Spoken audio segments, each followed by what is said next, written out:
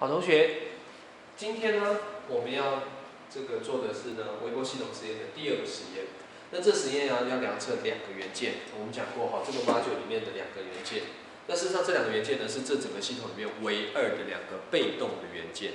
啊，这两个唯二的变动元件呢，一个是滤波器，一个是天线。那我们整个实验让同学要体会的事情是，你要去理解一个天线或者是一个滤波器，它随着频率所产生出来的响应是什么样子，也就是所谓频率响应。那滤波器是干什么的？滤波嘛。好，那为什么要滤波呢？当然是我们希望有些讯号要把它排除掉，然后有些讯号要留下来。所以它在频率上面的响应呢，同学呢，如果有一些基本的电子学的概念，应该也都知道，所谓的这个滤波器啊，它的响应呢，可能会是随着频率往下压 ，low pass。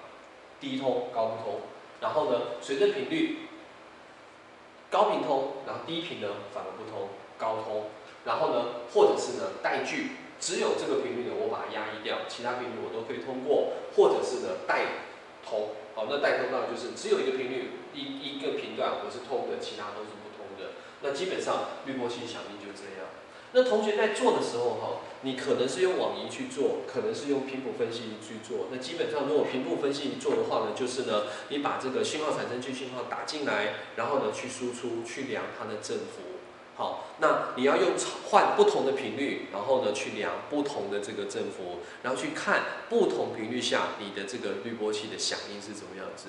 那网仪也是一样，你基本上就是把后腕接在这个in。然后呢，后兔呢接在 out， 然后呢你就一次呢可以扫出呢它的频谱呢的一个分布情形。那重点是我要同学去在这个实验里面去认真体会的是，当然你待会在做实验的时候呢，基本上都在量数字、记数字，就是呢某个频率响应多少，某个频率响应多少，某个频率响应多少。但是我们要同学做的事情是，你做完之后回去整理图表，好，把你的数字整理成一个表，你去画频率对你的响应，好，这是你所量到的功率，这是你的频率的一个作图。你可以看到它是 low pass、high pass、band pass或者是 band reject 其中的一种。那你可以去自己呢看看呢到底是哪一种，然后呢它的响，在这个整个的 performance 呢是怎么样的情形？这个是滤波器的部分。好，那当然滤波器部分呢，其实呢，在我们的实验呢，会有一些细节，比方说呢，我们可以从呢 S1 端去看它的响应，可以从 S2 端去看它的响应。S2 端看的就是 transmission。那呢，你如果是 S11 端看的话呢，就是 reflection 的响应。那你可以从这些响应上面看看滤波器到底在干什么事情。第二部分天线相对更简单一些。那这个天线呢，基本上呢，就是一个我们把它叫做偶极，这个单极天线的东西。好，就一根这样子的，很早期的这个手机或什么，他们都是这样的天线。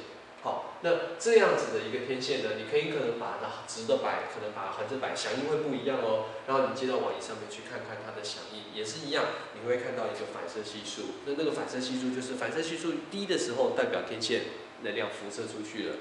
那反射系数如果高的时候，也就是接近0dB的时候呢，代表你的讯号全部反射回来，天线是没有办法做有效辐射的。